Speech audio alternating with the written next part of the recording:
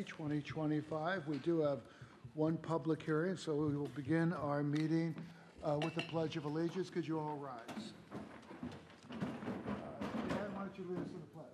I pledge allegiance to the flag of the United States of America and to the republic for which it stands, one nation, under God, indivisible, with liberty and justice for all.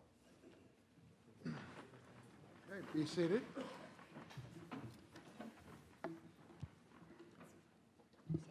Patrick Halpin.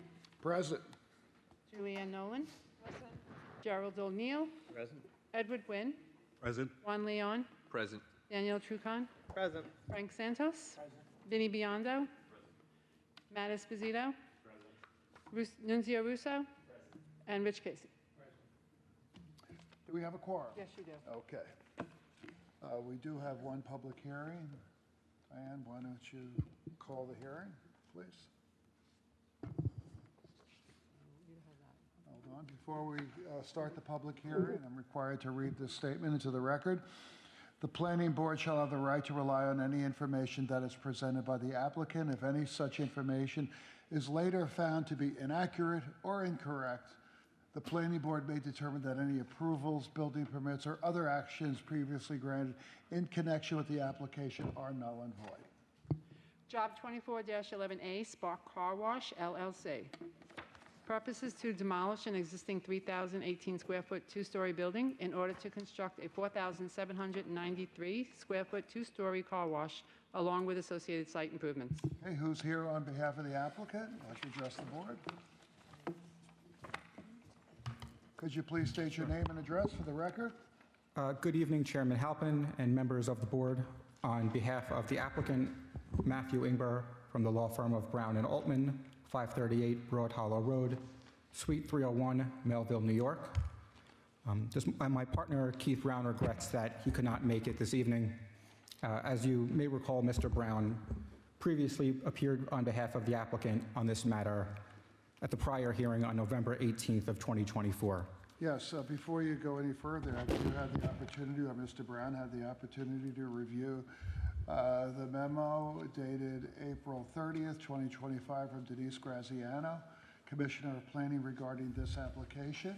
Yes, we've reviewed the memorandum and have no objection. Okay, have no objections to any of the conditions, covenants, or restrictions? No. And there's nothing you would like to bring to our attention regarding any other aspect of this memo? No. Is that correct? That is correct. Okay, please proceed. So I am here on the site plan application by Spark Car Wash LLC to develop a 4,793 square foot building that will be used as a car wash and make associated site and landscaping improvements at the property located at 560 Montauk Highway in West Babylon. As a matter of housekeeping, the public notice posting was performed in accordance with the town code, and proof of same was provided to the planning department in advance of this evening's hearing.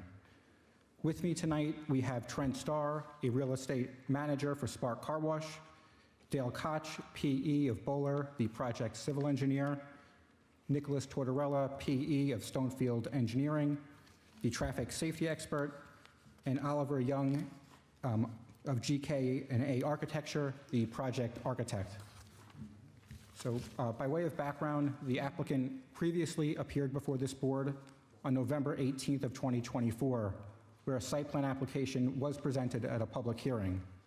So we ask that the minutes and expert testimony from the November 18th, 2024 hearing be incorporated into this evening's record.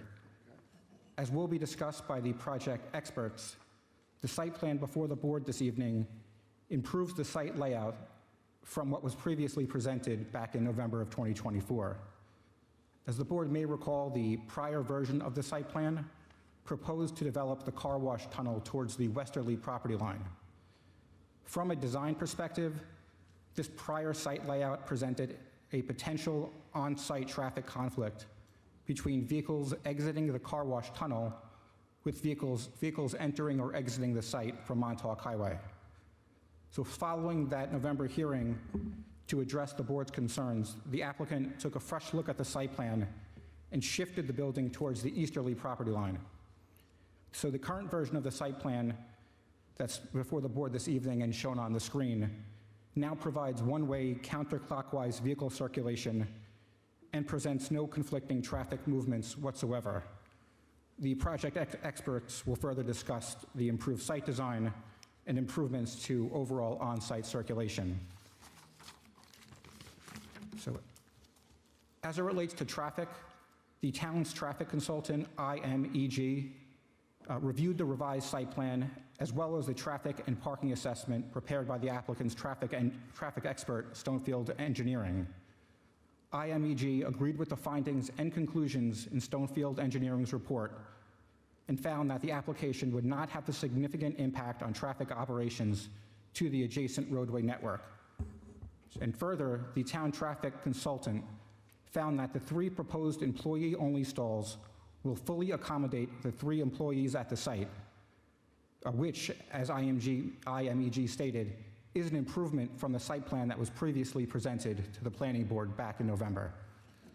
So with that, I would like to call Trent Starr from Spark Car Wash, who will further discuss the revisions to the site plan. Thank you.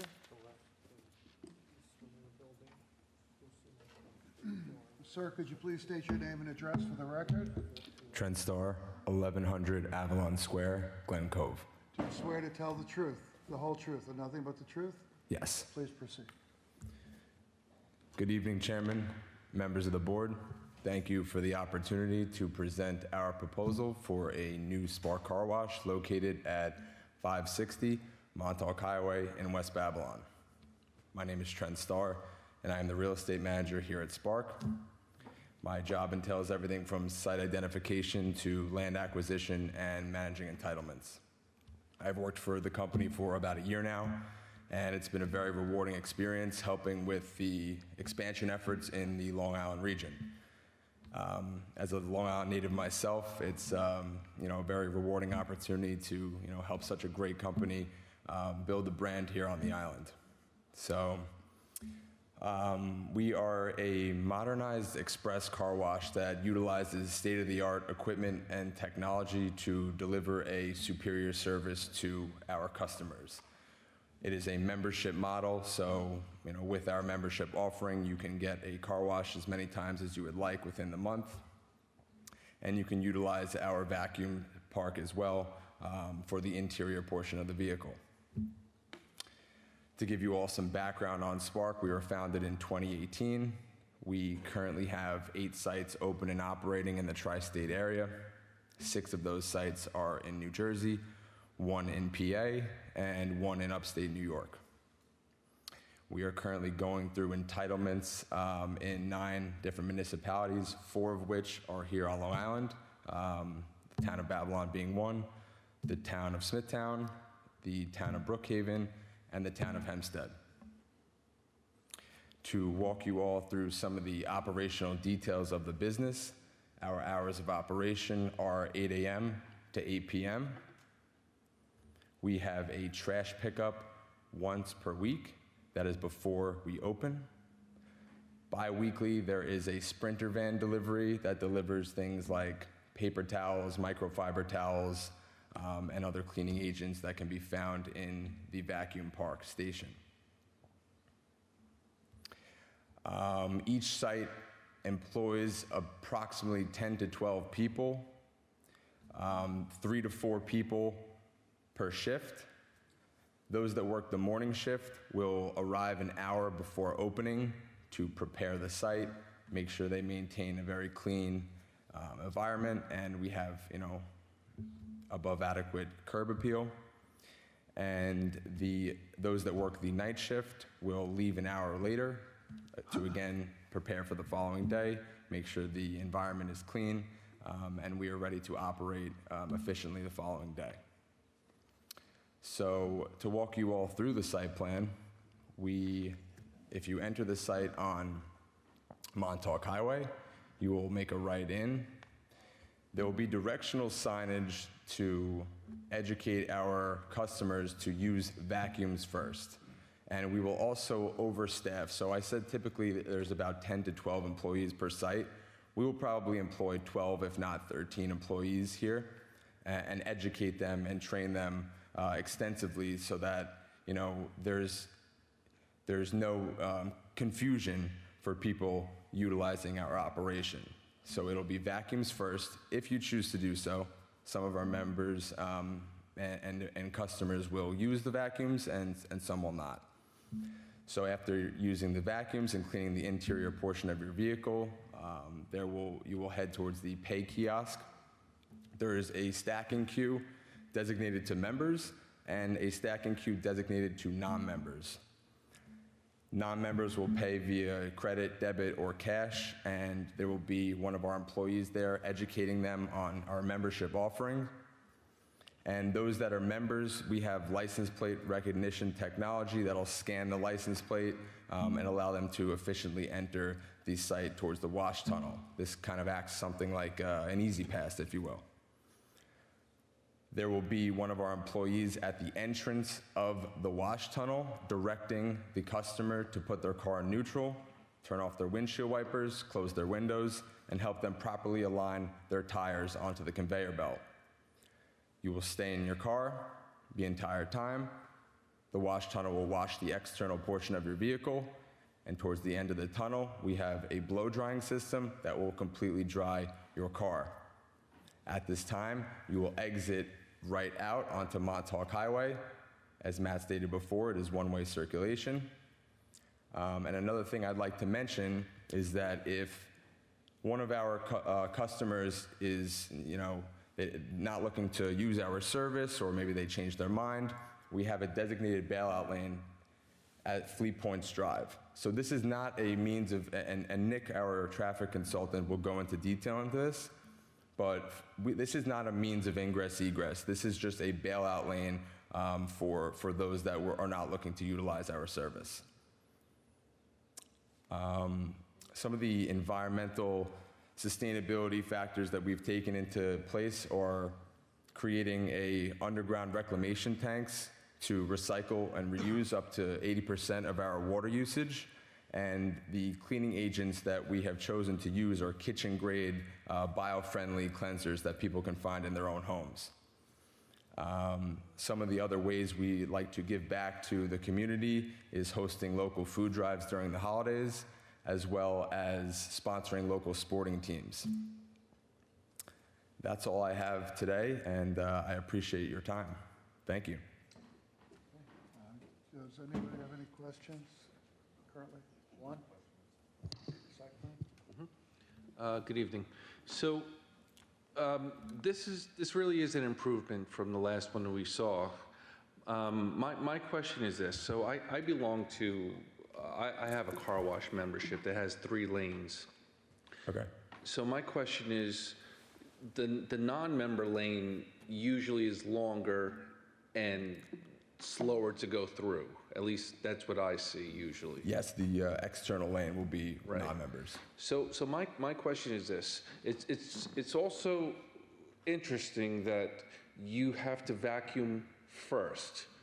Most car washes, it's after. So my question is, if you have cars coming in here, what about these first couple of stalls closest to the building? If there's traffic in the queue that extends to here or further out to Montauk Highway, how are these cars going to get into the queue to get their car washed? So Nick will go into greater detail on some of the traffic studies that were performed, but we took one of our busiest sites currently operating, which has even heavier traffic than what you're seeing here on Montauk Highway. And like I said, he'll go into greater detail, but we didn't have a queue of more than 5 cars. So there won't be a scenario even at our peak times. And the study goes into peak times at busy days of the week, Friday, Saturday. And we found that, basically my answer to your question is that won't happen. And we can confidently say that based off of the study that we've done at a location currently operating. Great. Any other questions, Julian? You want to do a follow-up? Oh, if that's okay. And my second question is, once the car exits the car washing station, there's no other personnel there that's hand drying the cars? Correct. Okay. Yeah. Okay. All right. Very good. Julianne? Thank you. So yes, I would like to also state to the applicant that flipping the building to the other side, to the west, to the east side, I think obviously is great because it is a sound barrier next to that building rather than residents, and you're using your space more adequately. So where specifically are the vacuums? So the vacuum stalls will be where the parking spots are along, yes, right there. So you're driving in, you're going to those parking stalls, and you're still in a position where your cars are going to be crossing each other to go into the queue lane. So somebody comes in and they're going over to vacuum, and someone else is coming into the queue lane, I still envision crossing of traffic there. So if you're saying if somebody's parked in one of the stalls, they're using a vacuum or anything in the vacuum area, and you're saying that other cars will be coming behind it, Right. I think that the drive, I'll defer that question to the traffic engineer. He'll have a much, more proficient answer for you. But I would think that putting the vacuums on the west side, now where you have the employee parking, at least you're pulling up, you vacuum, and you're not crossing traffic. Well, if the vacuums were on the opposite side, wouldn't the cars still be behind as well? Right, so what Jerry is saying that they're going to, now you're having cars backing up to get into the queue line as you have cars wanting to enter. So I just feel the flow of that with the vacuum. Why don't we hold that question for the traffic engineer so he get a full and complete answer, if you don't mind, That's fine, thank you. okay? Thank you. Any other questions regarding the site plan? All right, who's next? Thank you.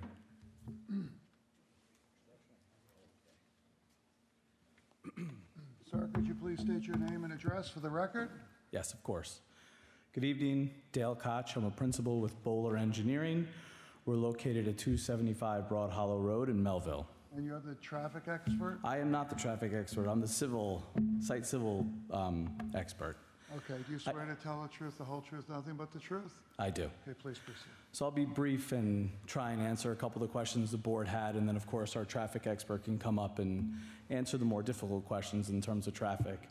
But I would like to start just in general. If you have any questions, please feel free to interrupt me.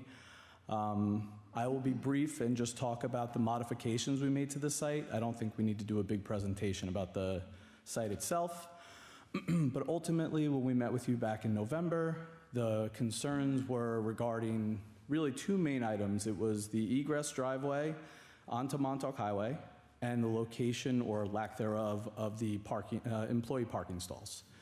So we went back to the drawing board. We worked very, very closely with the planning department, which is always a nice piece of working with the town of Babylon. Planning department's great with answering our questions. Went back and forth and ultimately decided that the best approach was to flip the building entirely from the west side of the site to the east side of the site. That has a few benefits.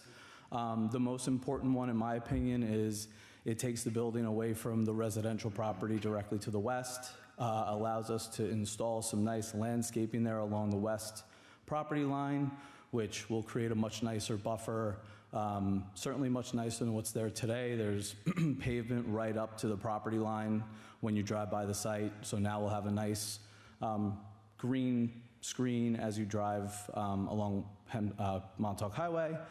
Yeah, thanks, Matt. So you can see in the existing condition today, the pavement goes right up to our property line. The second item moves the building, again, further away from the property line. That gets a lot of the activity of the tunnel, an additional 67 feet away from the residence directly to the west. Addressing the concern from the board back in November, the egress now functions a lot better. You don't have crossing traffic. Now the highest traffic point internally to the site is going to be that driveway as folks exit the tunnel and then leave the site, and having folks and customers enter the site. So that has been mitigated from the November hearing. And then lastly, I just mentioned that originally we did not have any employee stalls. We've been able to redesign the site and provide 3 employee stalls, which we feel will be more than enough for this use. In terms of queuing, We looked at the queuing. We have traffic data to back this up, but the main point of what I want to get across and what Trent or Mr. Starr was trying to say, this is a new state-of-the-art car wash. There's controls that we have with a newer building with new technology that, let's just say it started to back up and the member line was starting to back up. There's people, first of all, working in the site to make sure that they can get through and get into the tunnel. And then the tunnel actually has the capacity to increase the number of cars that go through. So it allows for a much more efficient process versus your typical car wash that you see today.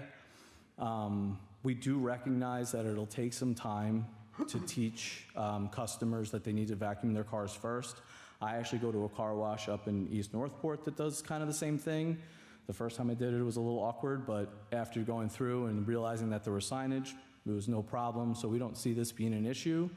And then with the idea of everything being one-way circulation, if your parking stalls for the vacuum were on the east or west side of the site, it's the same type of conflict. So as cars were driving into the site, our expectation is it's just like normal traffic in a parking lot. You're gonna take your time. It's a 24-foot wide drive aisle, so there's plenty of backup space to go in and out. And ultimately, we don't see there being a problem with internal traffic and conflicts backing in and out of the vacuum stalls. Anything else? Nope, that concludes my presentation. I am Board members have happy to any answer questions? questions. No? Okay, I have one question. That bypass for people who decide that they don't want to go through the wash, do you have an easement for that property? Do they own the property? What is the status of that? Yeah, no, so there is an existing easement that runs with the property. We identified that during our title research. And then I think it's important to point out, I don't think it's so much for cars that don't want the service. I'm thinking that that'll happen beforehand, but we do need to have the option, and it's nice to have that option for vehicles that are oversized. So there may be a truck with oversized tires that doesn't fit in our tunnel. They can utilize that exit out to Fleets Point Road and go up to the signal. Matt, pull up the prior picture you had. That is the bank that's there now, correct? Correct. And this easement that currently exists now, is that the traffic pattern for bank employees or anybody who happen to be going through there, or is there a block? Or just... That's correct. I mean, I would even go so far to say that there's really no control there right now. There will be a lot more control on our site and much more signalization to help with the flow of traffic there. So we have that center red line that runs from Montauk Highway to the southern part of it. There's nothing blocking traffic that may have been going to the bank. I know the bank is not open anymore. Yeah. That would go through there and then cut across to Fleets Point. Is that? There was not. There may be a fence there. I believe the last time I drove by, the bank is fenced off. So there could be a fence there. But during the time of operation, no, that was a driveway and was able to cut across the Fleets Point There may be Road. a vent. I'm talking about back when it was a bank Yeah. and it was operational. No, so when it was operational, yes, it was a driveway exiting to Fleets Point Road. Okay, now I see it again. Thank you, Matt, for that street view. Appreciate it. Okay, thank you. Who's next? Where is our traffic expert? You better be good. Do my best. Okay, please state your name and address for the record. Yeah, good evening, Chairman, members of the board. My name is Nicholas Tortorella. I'm a licensed professional engineer in the state of New York and a traffic engineering project manager with Stonefield Engineering and Design, 584 Broadway, Suite 310 in Manhattan. Do you swear to tell the truth, the whole truth, nothing but the truth? I do. Please proceed. Yeah, so just to quickly rehash, our proposed development would construct an approximately 4,800 square foot modern, state-of-the-art automated Spark car wash along the south side of Montauk Highway, designated as New York State Route 27A, and approximately 100 feet west of the signalized intersection with Fleets Point Drive, on a site that's currently developed with a two-story commercial building that previously operated as a bank with a drive-through ATM. Access for the existing site is currently provided via one ingress-only driveway on the west edge of the site frontage to Montauk Highway and one egress-only driveway on the east edge of the site to Montauk Highway. Now, our previous plan showed the car wash along the west side of the site with vehicles exiting the wash tunnel at the northwest corner. adjacent to a proposed right-in, right-out curb cut connection to Montauk Highway that was approximately centered along our site frontage. And this configuration created potential conflicts between vehicles exiting the wash tunnel and vehicles entering right turns from Montauk Highway into the site. They had to cross paths with one another. So Spark and our consultant team went back to the drawing board after our previous hearing, and where the board raised very valid concerns over those internal on-site vehicle conflicts. And we came up with a new plan before the board this evening that shows the car wash on the east side of the site with vehicles exiting at the northeast corner. We shifted the proposed right-in, right-out driveway on Montauk Highway slightly to the west along our frontage. We created one-way counterclockwise circulation throughout the site. We striped a channelizing island adjacent to the wash tunnel exit so that vehicles exiting the wash tunnel could make right turns out only back onto Montauk Highway. And this circulation pattern eliminates that potential for vehicles conflicting when they exit the wash tunnel with vehicles entering the site from Montauk Highway. That's especially important because it's located directly adjacent to the roadway main line and minimizes the potential for any inbound vehicles to be disrupted and queue back onto that mainline roadway. In my opinion, this plan is a marked improvement in terms of overall on-site circulation. So to quickly walk through the overall operations, again, those vehicles will enter by making eastbound right turns from Montauk Highway into the site. Upon entering, on-site signage and dedicated Spark employees will direct customers to use any one of those 10 vacuum spaces prior to proceeding to the rear of the site where the pay stations are located. After using the vacuums, if customers decide to use them or if they don't whatsoever, those vehicles will continue to drive southbound in the one-way 24-foot wide drive aisle to enter one of the two pay station lanes. After that transaction at the pay station, that synchronized gate system between the two lanes will meter one vehicle at a time into the space that approaches the wash tunnel entrance. The conveyor system will take the vehicles through the wash tunnel. Once they're off that conveyor, every single vehicle that proceeds through the wash tunnel will have to exit the site by making a right turn back onto Montauk Highway. Again, the one-way loop is a significant improvement as compared to that previous plan and eliminates the vehicle conflict specifically adjacent to the site access intersection with Montauk Highway. I just quickly want to touch on two more operations points related to the layout and circulation. So at the southeast corner, that site's existing connection to the adjacent AutoZone property will be maintained, but as a one-way eastbound, egress-only bailout lane effectively for the car wash. It will not be for people to exit the site on a regular basis or after getting a car wash. For instance, again, if a customer proceeded into the pay station queue, decided for whatever reason that they did not want to get a car wash or their vehicle did not fit inside the wash tunnel, the dedicated employee at that pay station would open the gate and direct them to exit the site via the egress-only cross-access towards Fleet Point Drive. The striped drive aisle between the trash enclosure and the pay stations, right in the middle of the site, yeah, there, exactly, will be for garbage trucks and emergency vehicles only. So garbage trucks will enter the site, they'll access the trash enclosure, they'll do a short reverse K-turn maneuver, and then they'll pull through the striped drive aisle and through the egress-only cross-access to exit the site via Fleets Point Drive. Emergency vehicles will also be able to follow that same circulation pattern. It's a marked improvement where they do not need to go through the pay station area to actually circulate throughout the site. So my office prepared the traffic assessment for this project that was submitted to the board for tonight's hearing.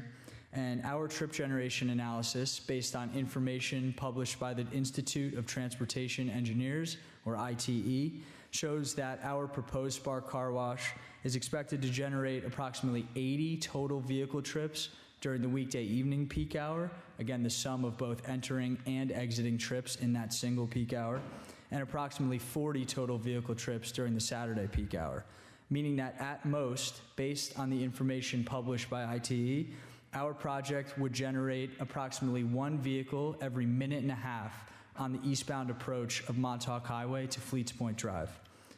IMEG, the town's traffic engineering consultant, reviewed our analysis and agrees with our conclusion that this proposed Spark Car Wash will not significantly or adversely impact traffic operations on the adjacent section of Montauk Highway or at the signalized intersection with Fleets Point Drive. Further, the New York State Department of Transportation also reviewed our project as part of our site's highway work permit application, which is required because our site fronts a roadway under the jurisdiction of New York State. And they agreed with our conclusion as well that the project's trip generation would not significantly impact traffic operations in the area. I do just want to close with a couple operations items that are often discussed during these applications. Again, the on-site signage and on-site Spark employees will direct the customers as they enter the site to use any one of the 10 vacuum spaces prior to entering the wash tunnel. I do want to note that one of these vacuum spaces is designated as an ADA accessible space, so effectively there will be 9 total vacuum spaces available to all customers in the future. Based on Spark's operational experience, approximately half of the customers at their existing sites choose to use a vacuum during their visit, and these customers spend about 7 minutes on average vacuuming their vehicle in that space. So assuming that same average turnover rate, 1 vehicle for every 7 minutes, these 9 vacuum spaces could accommodate approximately 77 vehicles in a single hour, which is effectively double the number of vehicles that are projected to enter the site during that critical weekday evening peak hour based on the information published by ITE. There will also be the 3 parallel parking spaces dedicated for the employees along the west edge of the site, meaning that the proposed on-site parking supply, 10 vacuum spaces, 3 employee spaces, not only meet the code requirement, but are expected to accommodate the peak demand generated by Spark operations in the future. For the inbound vehicle queuing, the site design provides 10 total vehicle stacking spaces in the designated lanes that lead to the pay stations. These 10 spaces are provided in 2 separate ingress lanes for the car wash. The inner of which is designated for members only, provides 4 stacking spaces, and the exterior lane that would be designated for non-members and is shown to provide 5 stacking spaces, but effectively would provide 6. There would be room for 1 more, yes, in the rear there, while maintaining sufficient space to use that southernmost vacuum space. So Spark utilizes, as Mr. Starr alluded to earlier, a membership subscription model for all sites in their portfolio, and a significant portion, greater than 50% of their customers, are expected to be members. So those member vehicles, as we've touched briefly on before, will enter the pay station queue in the members-only lane. They will pre-process through the gate using the license plate recognition software, which again functions similar to an EasyPass gate, if you could picture that. And they result in member transaction times through those gates of only 10 to 15 seconds. The non-member vehicles in the exterior or second queue lane will purchase a car wash at the pay station kiosk with the help of a dedicated Spark employee who will be there at all times manning that pay station. And even without the license plate recognition, the transaction times through the non-member pay station range between only 35 and 50 seconds on average. So the combined capacity of both the members and non-member queue lanes are expected to accommodate those peak queues that could occur at the pay stations without the potential for those queues extending back far enough where they would impact on-site circulation or the operations of either the southernmost vacuum spaces. But to further verify our assessment that the queuing would be adequate, we conducted observations at an existing high-volume Spark facility in Sicklerville, New Jersey, that also uses the same membership model. I do want to note quickly that we selected Sicklerville as the study site because it's located on the corner of 2 major county roadways that carry a total traffic volume that's approximately 75% higher than what Montauk Highway, carries past the West Babylon site. So much of Spark's operations are based on the volume of traffic that travels past the site on these roadways. It's a key part of how they do their site selection process. So we really feel that the Sicklerville site represents a conservative estimate of what the pay station queuing could look like at West Babylon. So the longest queue that we observed at the Sicklerville facility in any ingress lane was 5 vehicles at one time in the non-members lane. And after only 3 minutes, that queue had dissipated to only 2 vehicles. And throughout the overall Friday and Saturday peak study periods, we generally observed queues of no more than 3 vehicles in the non-members lane, no more than 2 vehicles in the members lane. So circling quickly back to the application, we really do feel that the proposed 10 stacking spaces here are more than sufficient to accommodate the peak demand generated by Sicklerville, but also that will be generated by the West Babylon site. Again, IMEG reviewed our traffic assessment that presented these findings and agreed that the proposed on-site parking supply and pay station queuing will be sufficient to accommodate the peak demand generated by Spark in the future. And the last thing I want to note is about the wash tunnel. It can fit at least 4 vehicles simultaneously, and the typical wash time through the tunnel is approximately 2 to 2.5 minutes, meaning that the wash tunnel can process up to 120 vehicles in a single hour, which is effectively triple the number of customers that are projected to enter the site during the critical weekday evening hour based on that information published by ITE. And the last thing related to Ms. Nolan's question earlier about the vacuum space operations and the drive aisle, Mr. Koch briefly touched on it earlier, but those type of conflicts that you're referring to are like any on-site drive aisle or parking lot configuration that you'd see at a shopping mall or retail development or really any commercial facility of any kind. What we were trying to do with the revised site layout is eliminate vehicle conflicts directly adjacent to Montauk Highway, because conflicts there create the potential for those inbound vehicles to quote-unquote get stuck and have to stop in the eastbound traffic stream, which is a safety concern on Montauk Highway and could create potential congestion that affects not only our site but the general public. What we've done with this plan is we've created a continuous flow of traffic into the site where the conflicts on site would occur more towards the south, where the queue lanes, meet the vacuum space drive aisles. Conflicts in that location are very unlikely to result in congestion on Montauk Highway or result in any vehicles backing up onto the main line. So what we tried to do with this plan is really just eliminate that issue adjacent to the public roadway. Anybody have, Julianne? So to clarify, there is going to be a right turn only sign at the exit, correct? That is correct. And these are free vacuums, correct? They are free vacuums. And I think I asked during the first application, after hours, this is gated, so nobody thinks that they can drive in and use your free vacuums? The site entrance is gated? Yeah. No, Are they I don't closed believe off? so. So you do have 24-hour access to those vacuums then? They won't be operational after hours, so nobody would actually be able to vacuum their vehicle, but we are not gating the site because that could present, potential issues with emergency vehicle circulation. You'd need some kind of automated lock system for fire trucks if there was ever an event after hours. So we're not gating the site, similar to any other commercial development, but the vacuums won't work. But the easement area does have a gate? You said that the attendant would come out and open the gate? There's a gate at the pay stations, which are located approximately center, exactly right where the mouse is shown. So the gate attendant who's working at that pay station, if someone approached the pay station and indicated to that employee that they did not want a car wash, they changed their mind, the price was too high, their vehicle won't fit, whatever the reason is, that attendant would open the gate at that location and they would proceed through the cross-access easement to exit to Fleets Point Drive. So there's no gate at that easement? That is correct. And what about putting up a sign stating no entrance? So anybody that might be confused about that, they're not going to attempt to enter that easement? There is a sign that says no entry. Perfect, thank you. Okay, Dan? So during your presentation, you mentioned that the traffic study focused on the eastbound traffic on Montauk Highway. There was nothing done on the westbound traffic? No, of course there was, but it's a right turn only driveway, so anybody coming westbound would need to do a U-turn maneuver. I was just saying the eastbound approach because it's the highest concentration, and the highest concentration is still only one vehicle every minute and a half, approximately. And then, just for my clarification. Yeah. And then my other question is that at the exit location, after the car finishes and gets blown dried off, let's say there was a car that stopped or someone was fiddling. Is there enough room in that aisle for a car to pass by? And does the system have some type of shutdown to slow the cars that are going through the tunnel? So to your first question, it would be difficult to maneuver a car around a stopped vehicle in that small amount of space. But to your second question, yes, there are safety measures in place.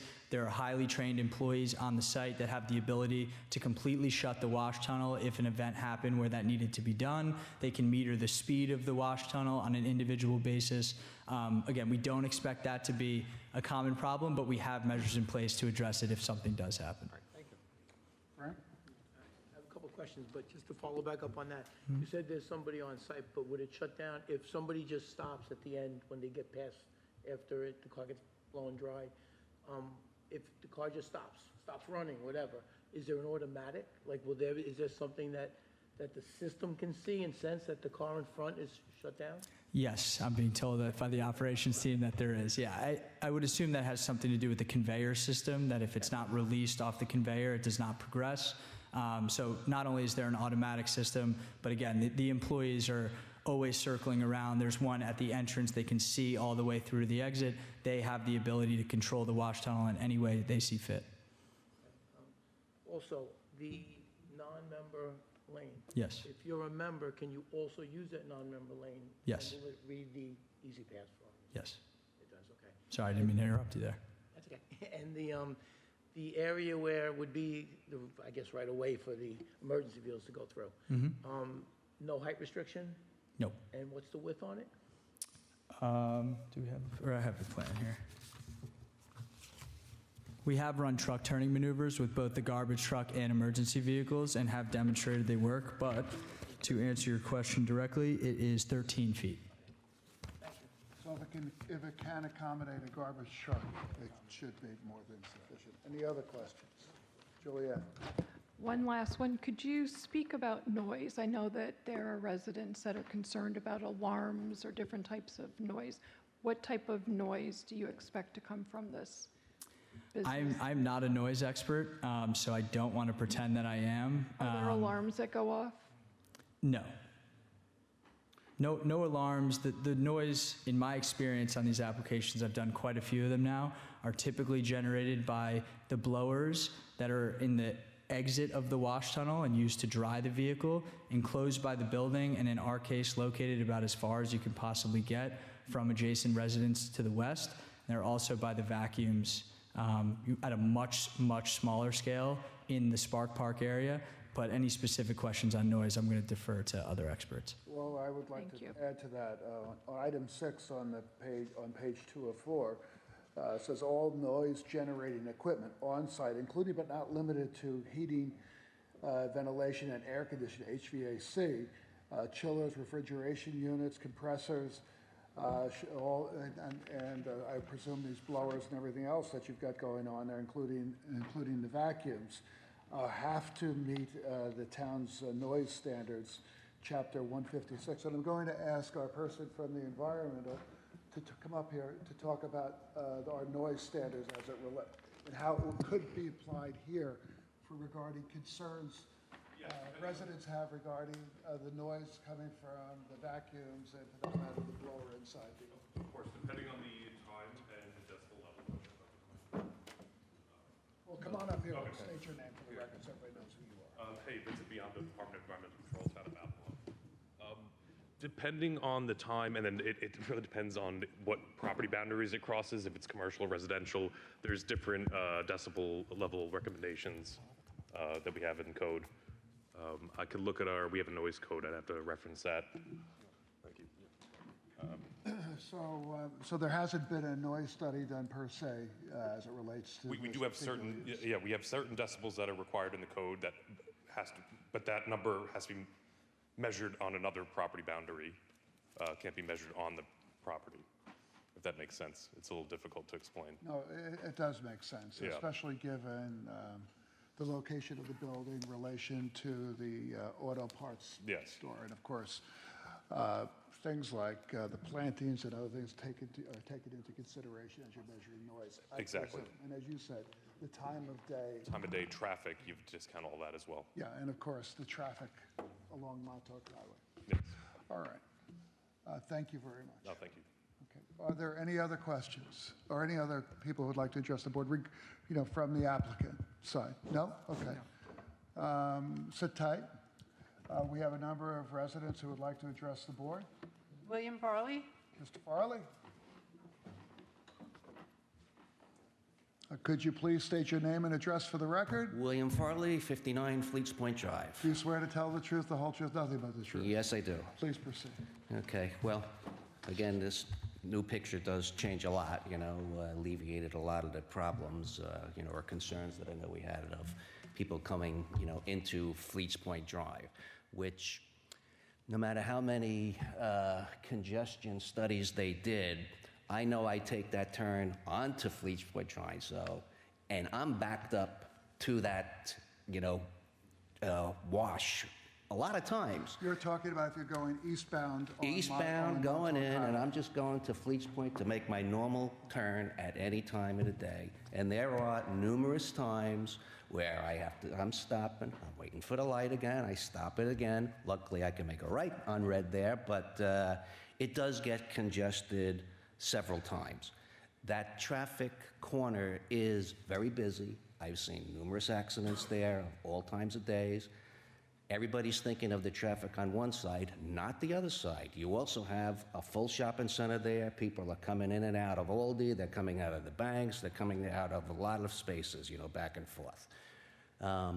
So it does get busy. And I do believe you're going to have a backup situation there. If you're having up to 77 cars an hour coming in and out of this place, okay, they come in. There's already 5 at the red light, already. So here comes one, here comes another, the lights change. Okay, sometimes it may come along, sometimes it may get a little bit congested, so that's an issue. I'm not the traffic consultant, so I don't know what tests, you look to go through that, but that's something I think that should be looked into a little more. Along with that, like I said, you have the Bristol, you have the, all of these assisted senior living places that the fire department is always responding to because, elderly have issues that go on, so they have to do it. The egress that they're talking about behind the AutoZone, where everybody goes, so to clarify, there is a fence that goes there, there's a little entryway that goes there, there's a trash can that they use that they pick up. It's also their delivery for when they have trucks come in. They come in and they park in that egress. So what conflict that could cause, I don't know either, but it's something that can happen. It's good that they're trying to force people out, onto Montauk Highway instead of coming through, through Fleets Point. Like I said, what happens if somebody makes a mistake? What's their way to stop them from coming in? You said there's a no entry sign. Does that stop people sometimes or not? I don't know. Just like, when you enter right on there, some people like to make a left anyway. You see it all the time at McDonald's or whatever, so every intersection's different. Noise, I guess, too. You said there's deliveries and garbage pickups a couple of times a week. You're doing your opening for business at 8. You have 7 o'clock is when employees show up. What time do these trucks come and pick up? Because you know how these, big garbage trucks in the morning are. Is it 4 o'clock in the morning? I'm going to hear kaboom, kaboom, and the things go out. You knew your noise zone, standards, better than me. So I don't know. Again, a lot of it was traffic that went to the Bristol, to the Sunrise, to AutoZone, the physical therapy, the orthopedics, all before that little entry area. So having people not coming in there, alleviates a lot of that type of stuff. But, again, I think there is going to be traffic issue on Montauk. I think you alleviated a lot of our concerns with people using that entryway as it comes through. Sorry, I know.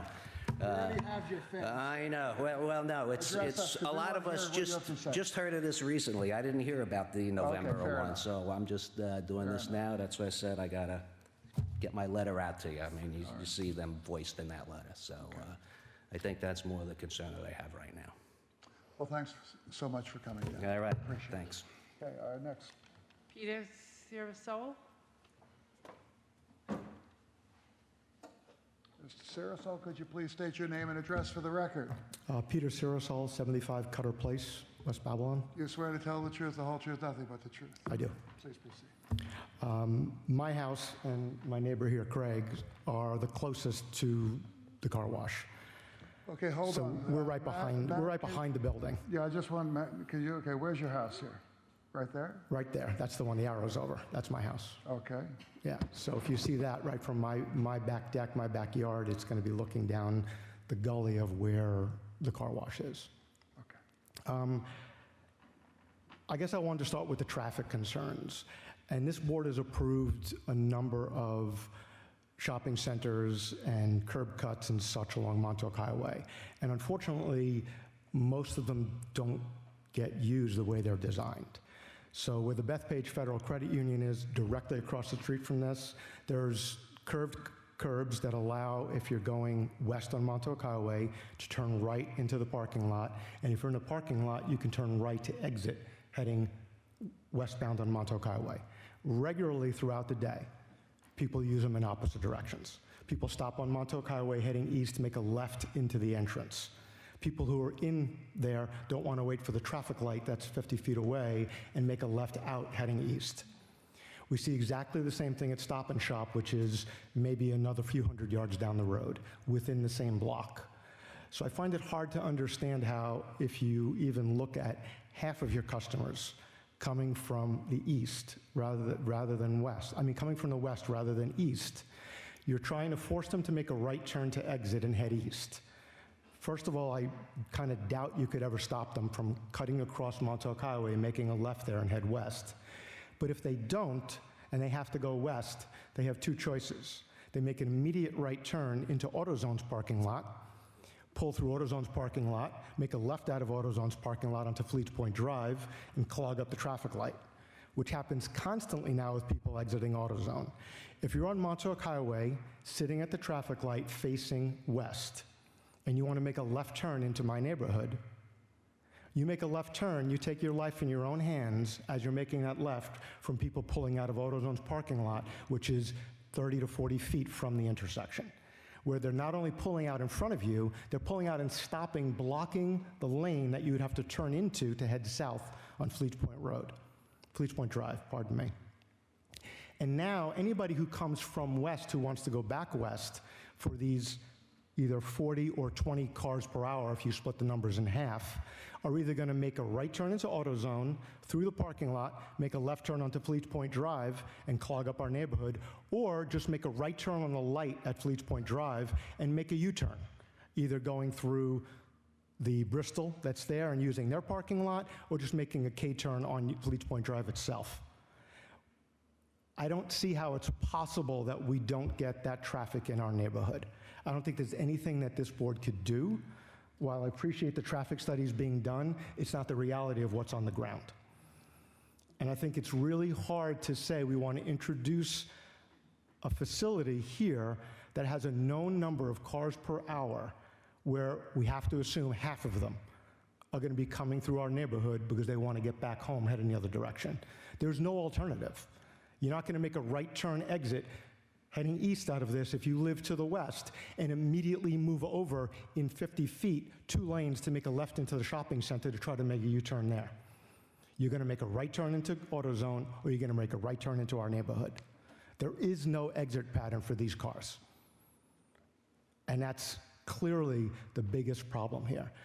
There's been constantly cars going there. New York State was asked multiple times about our neighborhood, even to put a left turn signal up heading down into our neighborhood, and they refused. So given that we're going to be trying to make a left turn with these cars throughout the day at peak traffic times, because people go to the car wash when people aren't working, which is when we're coming home.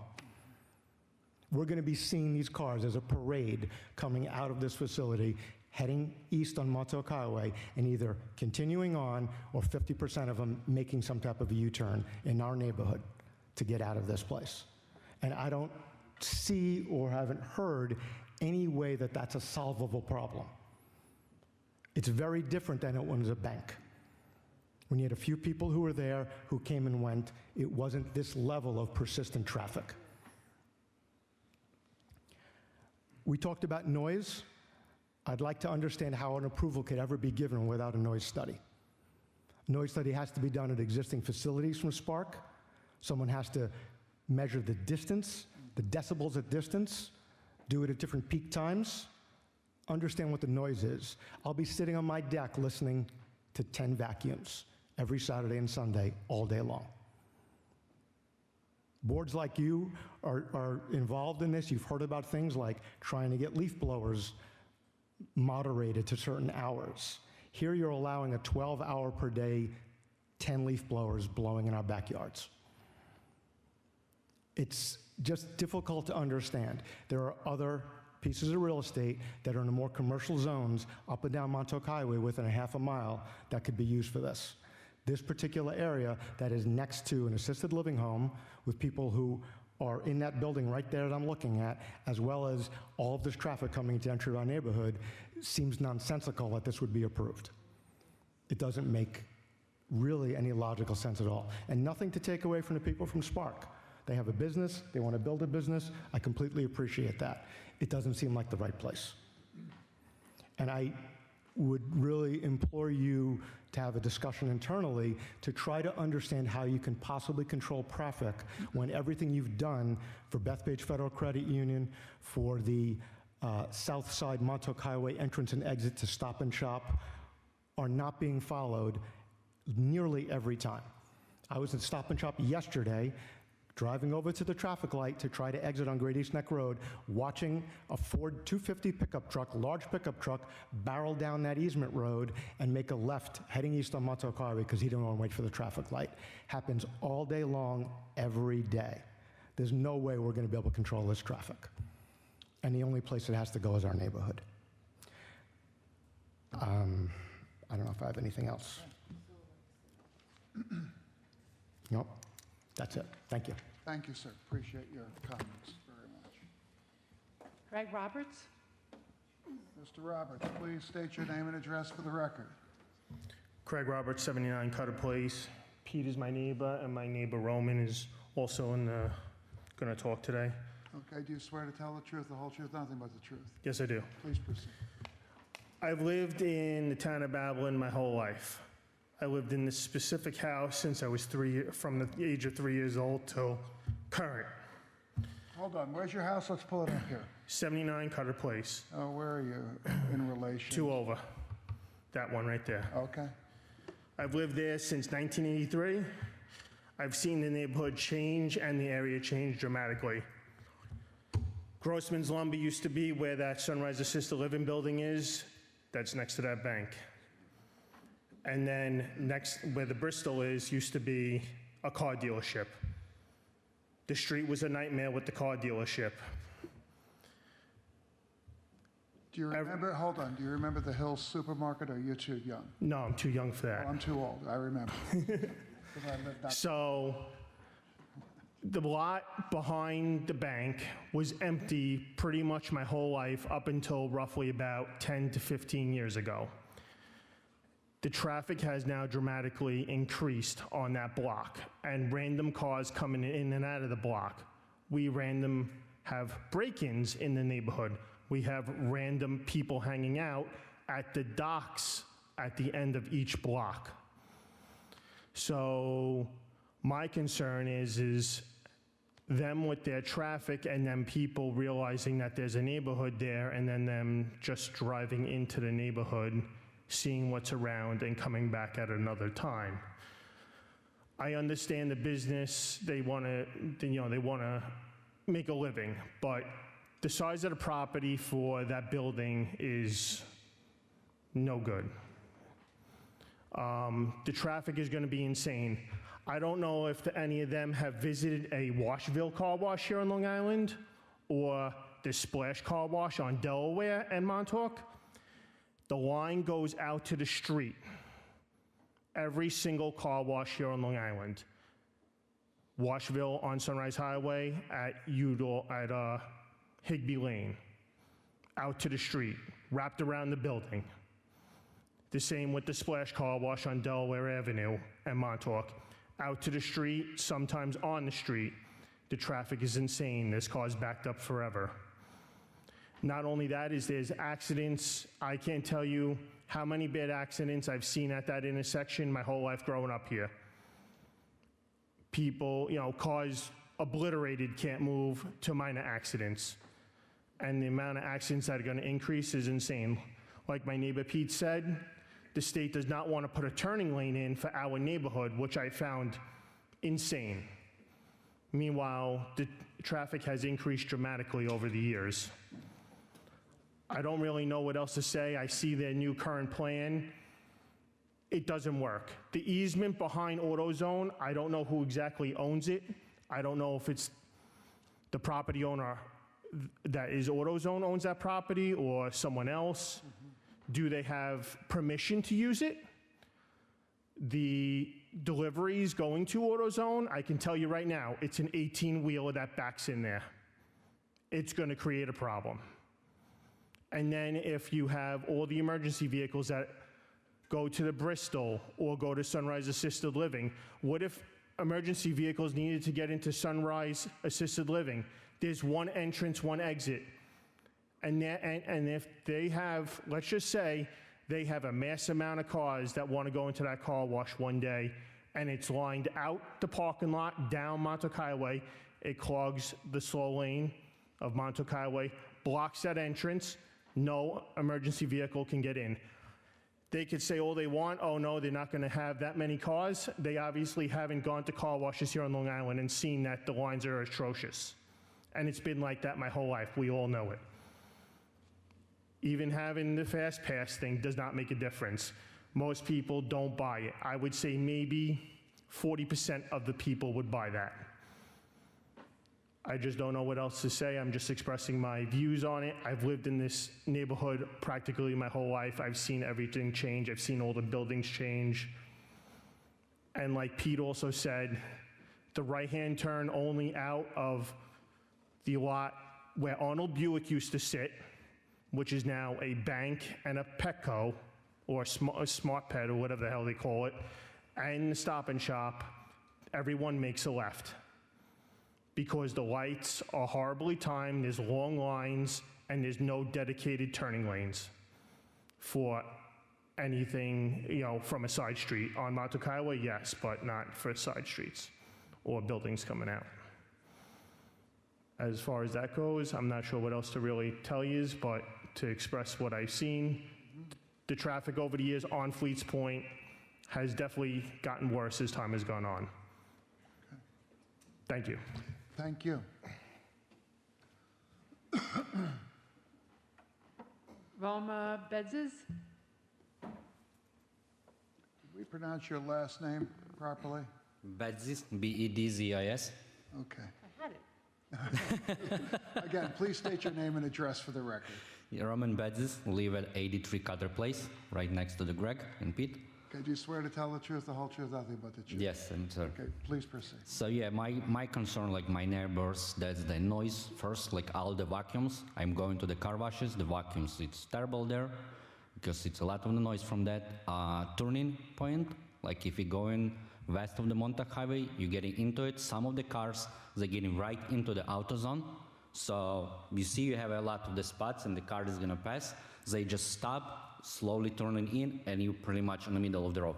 It's very dangerous. I have 2 small kids. I don't wanna have any more traffic there. So it's all the time. The same when you go in east and they trying to get to the bank or to the shopping center. No one wants to stay on the lights. They all cutting into the banks. So they stop right on the left line. Everybody cutting to the right. So that's gonna be pretty much right where is the entrance to the car wash. So if they stay in here trying to cut through the 2 lines to get to the bank or the Petco, somebody trying to cut off to the right, and it's always a problem there. It's numerous of the accidents there. Right on the lights, right next to it, where you have an entrance right there to the Stop and Shop. So everybody try and make it that left turn to go not the right way as you're supposed to go. So that's the most concern for us is the traffic. So okay, that's all what I say, just the traffic. Understood. So, thank you very much. Thank you.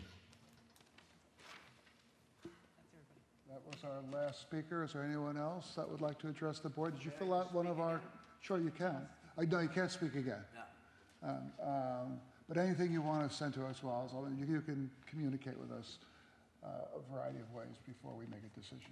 Anybody else who hasn't spoken would like to address the board? Okay.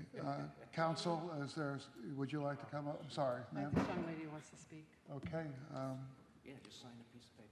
Yeah, you can fill that out after you speak. But please state your name and address. Yes, hi, my name is Cindy Farley. I'm an owner at 59 Fleece Point Drive, right next to the Bristol, very close to, this is going to affect us greatly.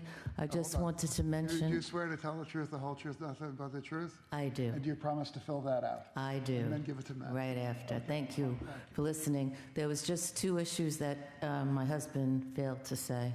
Hold on.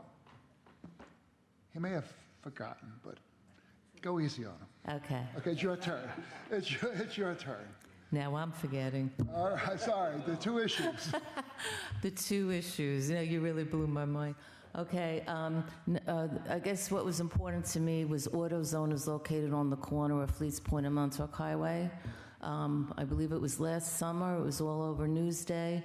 A car was making a left to try to go into AutoZone, was speeding, went through the plate glass into the store itself, and nearly missed 4 people that could have died, like what happened in the Deer Park store a while ago.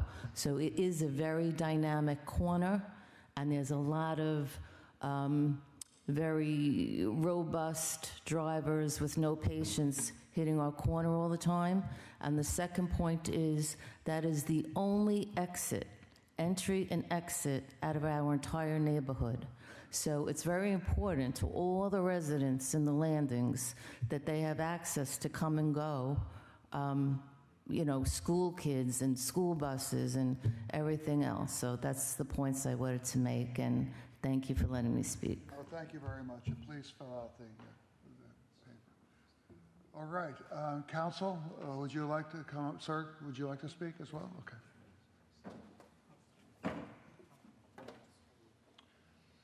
Sir, please state your name and address for the record. Danny Cruz, 70 Cutter Place. You swear to tell the truth, the whole truth, nothing but the truth? I do. Please proceed, and don't forget to fill that out after. Yes.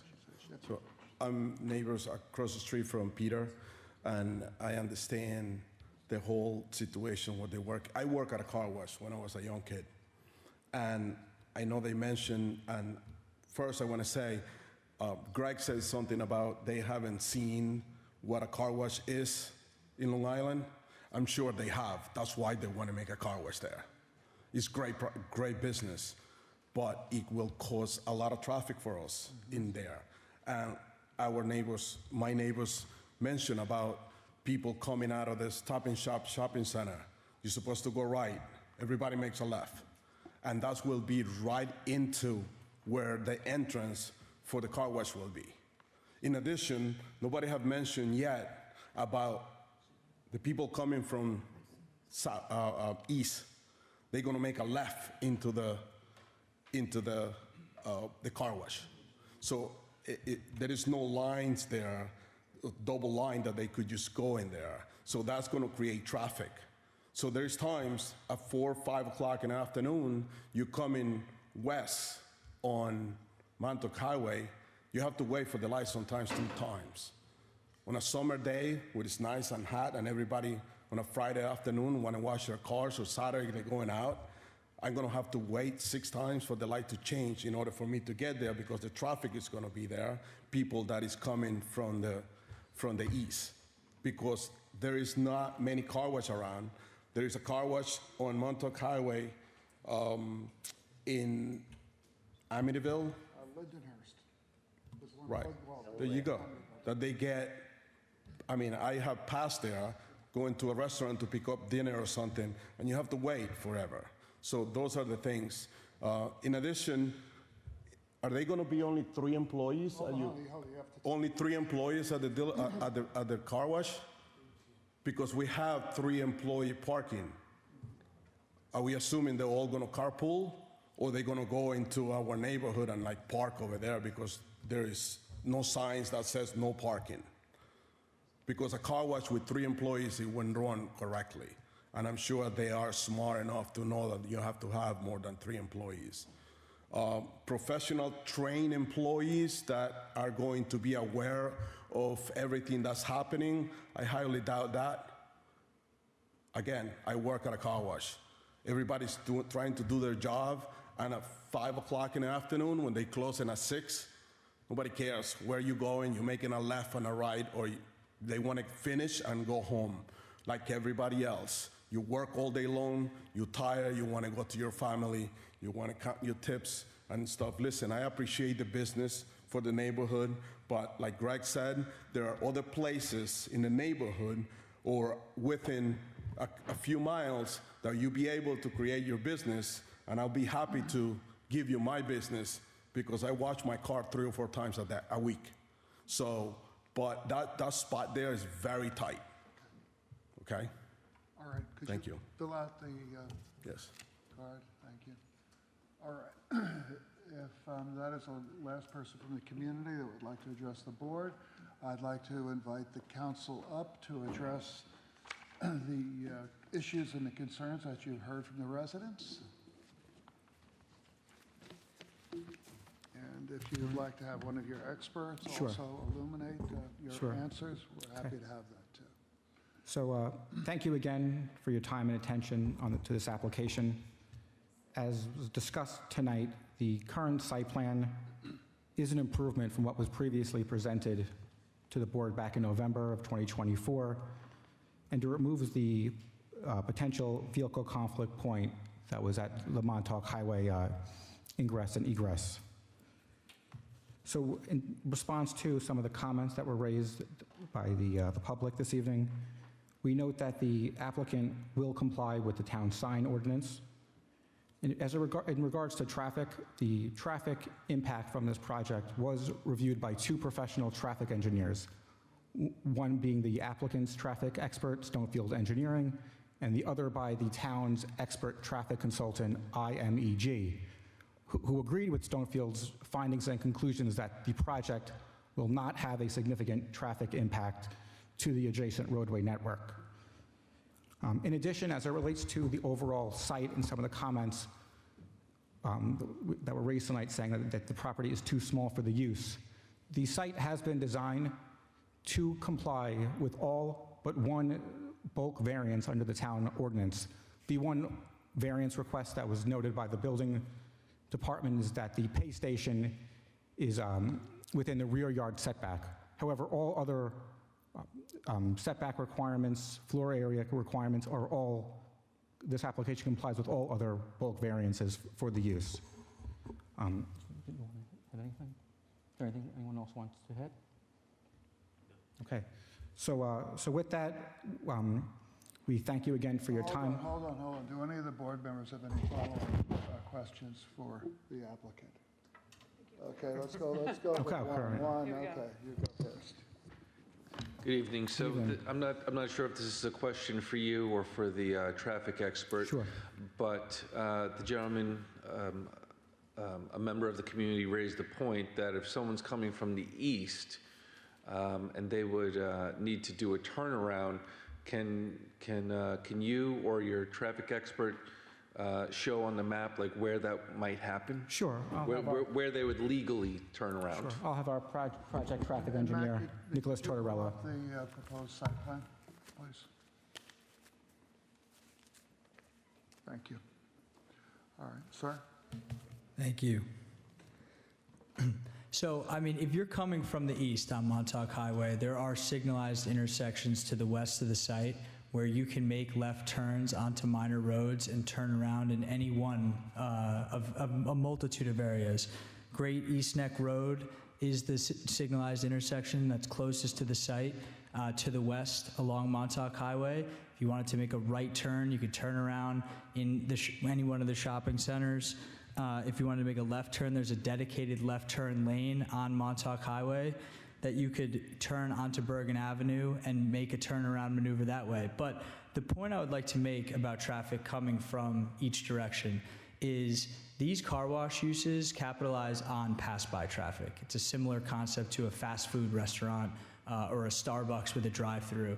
And it's really people that are already traveling on their way to a destination who simply stop off essentially on the side of the road to do whatever they're doing, get fast food or go to a car wash, and then continue on their previous path of travel. I think it was actually alluded to earlier that it often happens during the weekday peak hour when people are commuting home from work. You're commuting home on your path and simply diverting into the site, making a right turn into the site, going through the car wash, and making a right turn out to continue on your path. There are car washes located on the north side of Montauk Highway, namely the Splash Car Wash that's been referenced multiple times, so that if people are traveling westbound on Montauk Highway, they would choose on their previously existing travel path to make a right turn onto the north side of the roadway, use the car wash, make a right turn out to continue on their path of travel. That's the reason that these car wash applications and developers look for not only total traffic volume, but directional traffic volume on these roadways when selecting sites. So it's not necessarily, I understand the point about a right-in, right-out driveway. There is no perfect way to regulate that by any means. I am not doubting any of the public's concerns. We, as an application, are not up here proposing to solve existing traffic problems, right? That's the purview of the New York State Department of Transportation. It's their roadway. But what we are saying is that we've taken a lot of steps to mitigate to the extent possible any potential impact that this site would have on traffic conditions in the area. And as Mr. Ingber alluded to, our application and my traffic assessment, or my office's traffic assessment, I should say, has been reviewed by the town's consultant, IMEG. It's been reviewed by the New York State Department of Transportation. It's been prepared in accordance with industry standards. We've designed the access in accordance with state standards. It will be signed appropriately for right-in, right-out. There are on-site employees to mitigate traffic flows continuously throughout the site so that there's no potential for vehicles to back up from our site onto the adjacent roadway. So I understand all of these points, and they're all valid ones. And the only one that I would like to kind of make a note about is that we purposely designed our access and shifted it west on the site so that if you look at a map of our access, where the driveway is located is west of where the left turn lane into the shopping center officially begins. And traffic signals along Montauk Highway, there are 3 in quick succession, including the one directly adjacent to our site at Fleets Point. These signals, as we've talked about, when they stop traffic along the main line, create gaps in traffic streams. That's how unsignalized intersections function on signalized corridors. And so, because of the location of our access to the west of where the left turn lane is located, vehicles will have gaps in that traffic stream to access the left turn lane at the shopping center. And not everyone will need to make a right turn into a residential neighborhood. Nobody wants that from our project side either. It's not good for relationships with neighbors. So that was really just the point I wanted to make there. Question? Not for traffic. Does anybody have a question for traffic? Okay, Frank? Just curiosity, do you know what the cycle is for that traffic light that's there? I believe it's 90 seconds, but I don't want to say that for sure. That's 90, 90? 90, correct. Dan? So in your traffic study, you based it off of textbook cycling of cars. Correct. Was there an actual study done of how many cars passed by this site in relation to the traffic light just east of you? And how many traffic lights, based on the exiting proposal of cars leaving this site, is that allowed for the backup and queuing of cars at that light with the cycle through? Okay, so let me take those separately, I think. So the first question was, is there a study of how many vehicles pass by the site? You do an actual traffic count as opposed to just utilizing the standard book numbers. So the state publishes traffic data for this corridor of Montauk Highway, and yes, we did reference that. And so it's about 22,000 vehicles a day.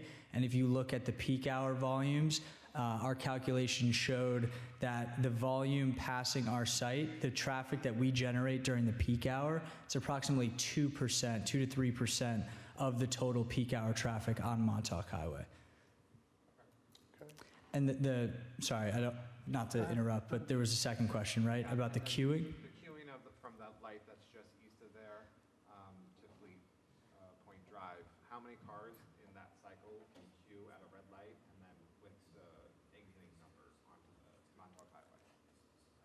So I just want to make sure I understand the question. How many vehicles can fit in the segment, or? Let's say it's a 90-second cycle, right? Yeah.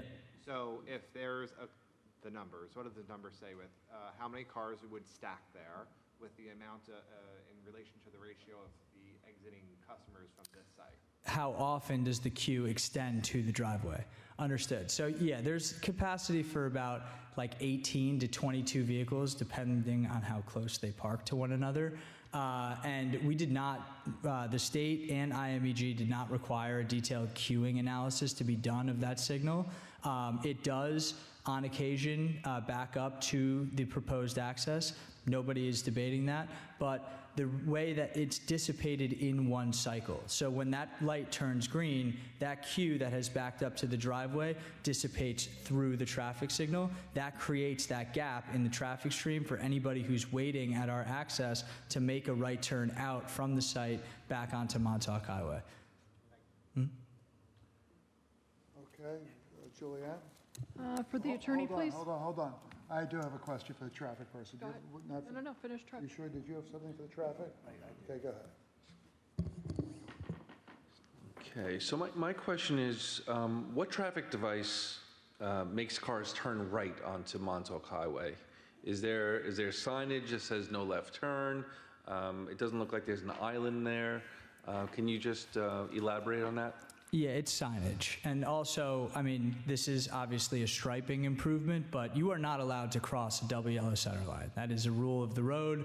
If, that is, you are not allowed to do it. So it's promoted with both signage and the striping of the adjacent road. Also, you're never allowed to make a left turn over a left turn lane. So not only is there a double yellow center line, there is a left turn lane located right in front of the site and no left turn signage that reinforces that restriction. Thank you. Okay, one question again for the traffic. Okay, so let's play this out. You answered Dan's questions in terms of how many cars might back up to the turning lanes going in and leaving. What happens on that busy Saturday morning where you have peak demand and you have cars going through the wash and, how long does it take? About 90 seconds, 120 seconds, 2 minutes? To go through the wash tunnel itself? The wash, 2 to 2.5 minutes. Okay, so 2 to 2.5 minutes. How many cars can queue up on the exit as they come out of there in the event that you have traffic backed up on Montauk Highway? Depends on their alignment, but 4 to 5. 4 to 5. Correct. So what's the process? What is the mechanism for the for the car wash to stop the cars from coming through because they've already backed up? So this kind of ties back to, I believe, Mr. Santos's earlier question about if a car broke down in that lane. If vehicles cannot be processed off the conveyor, it shuts off automatically. There's also on-site staff who would obviously be monitoring that. If there was a backup that extended towards the wash tunnel exit, they would simply pause the wash tunnel. So they're able to do that? Correct. The staff that's at the wash tunnel exit? They would communicate with each other. I do not, is it done at the actual exit? It is done at the actual exit. That staff would be able to do that. Okay. All right. Sorry, Julia. Now, aren't you going to still have cars making that left turn, building up while those cars are stopped inside the car wash? What left turn? Sorry. The queuing of the 18 cars that are waiting to turn into the car wash. Oh, in the stacking spaces? Yes. They would not be able to move because they would not be able to go into the wash tunnel, so they would be held. So they're tied up at the light there then? I'm not understanding. Sorry, I apologize. I'm not understanding correctly. The traffic light and the pay station queues are separate. So are we talking about the on-site pay station queuing or the traffic light? Traffic light. Yes. And what about that exactly? The turning, if the cars are tied up inside because of a breakdown or something, the cars that are turning at that light trying to get into the car wash, they're tied up. Now, you said that light is what, 19 seconds? 90, but just not to interrupt you, nobody can turn at that traffic light into our site. So you can make, I think I understand your question, but you can only make right turns into the site coming from the west eastbound on Montauk Highway. There are no left turns whatsoever permitted into our site. at that light? At that light, on the roadway, anywhere. No left turns are permitted into the site. Yeah, sorry, not to interrupt you. I just wanted to clarify that there. Oh, okay, that's a good question. Julianne? For the attorney, please. Speak, please, of the landscaping that you have on the west side, and I don't see any on the south. Sure. And would the applicant consider possibly arborvitae, something to beautify that for the residents that are behind it? So on the rear yard Sound landscaping? barrier? Is there- Yes, we could supplement the rear yard landscaping to the extent feasible with arborvitae. Okay. Thank you. Okay. Okay.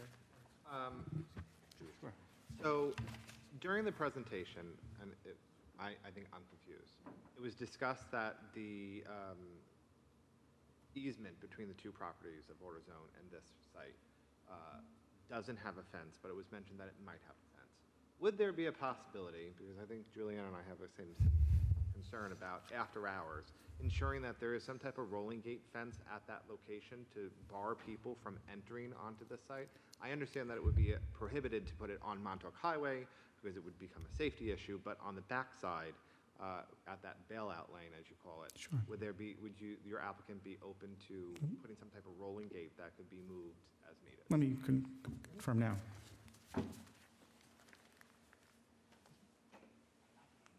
Well, let me just provide a little more insight.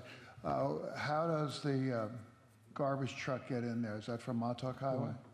Do you want to hand it? Yeah, sure. Yeah. Go ahead. From Montauk Highway? The No. garbage truck circulation? Yeah. Yeah, from Montauk Highway into the site, accessing the trash enclosure, quick reverse K maneuver, out through that middle striped drive aisle, out through the cross-access easement. Okay. Same way as emergency vehicles as well. That presents a problem for a gate, doesn't it, possibly? The gate, so Yes. I presume the garbage truck will be there before business hours. Yeah, exactly. During off-peak hours, not during operating hours. And I think the other point, if Mr. Koch wants to expand on it, is you need to maintain emergency vehicle access throughout the site at all times. It may be difficult to implement a gate because of those emergency vehicle restrictions. I don't know if you, yeah.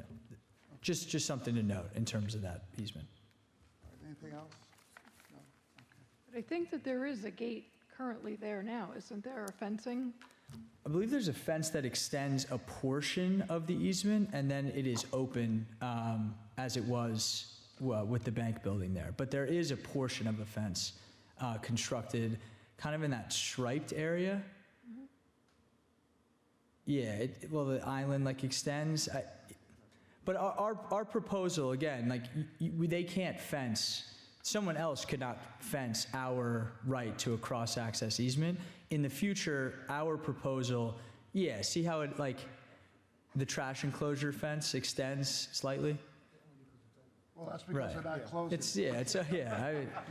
But everyone operates their site how they operate it. We can't control what they do. I can tell you those days are over for the town of Bonneville. Yeah. Making sure they get out there and check that stuff out. So what I was just going to note is our proposal is not proposing a fence within the drivable area of that cross-access. It would be for bailout, garbage trucks, and emergency vehicles only.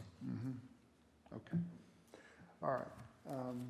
Anything else, board members? No? Okay. All right. I'm going to request a motion to close the hearing and to revert to a reserved decision. Motion by Julianne to close the hearing. Motion to close the hearing. And reserved decision. Second by Frank. All in favor? Okay, the hearing is closed. We will be reserving decision. The decision has been reserved in order for us to review the feedback we've received this evening and to address any open site plan issues. The record will remain open for written comments. To follow up on the status of the application or to submit additional written comments, you can contact the Planning Department in a number of different ways.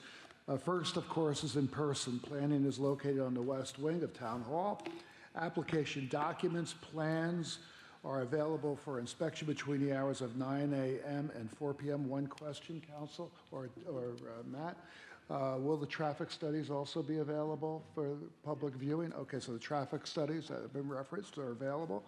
The department is open between the hours of 9 a.m. and 4 p.m. Monday through Friday, or by phone, 631-957-3103, or by email, planning comments, that's one word, planning comments @townofbabylonny.gov.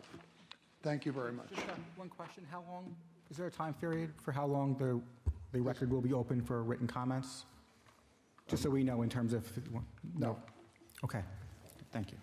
No, the record will remain open until we take action on the application. But on the other hand, if people, I strongly recommend that any comments, any additional written information you'd like to bring to our attention, please do.